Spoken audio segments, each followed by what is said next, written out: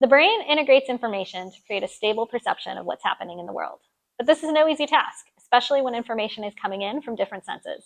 A big part of my research, which includes many Oxy students, uses perceptual illusions to make inferences about how the mind works. I'm Carmel Levitan, and I'm a professor of cognitive science.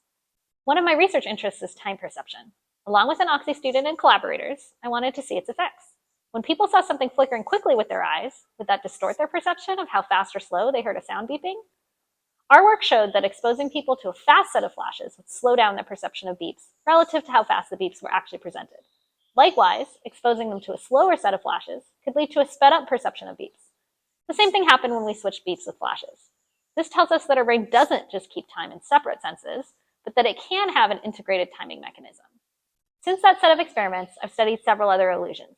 For example, in the audiovisual rabbit illusion, if we carefully time a series of flashes and beeps, we create a situation where people will report that they see flashes that never happened, or we can even make real flashes invisible. Traditional ways of understanding the brain by thinking about individual sensory inputs are too narrow.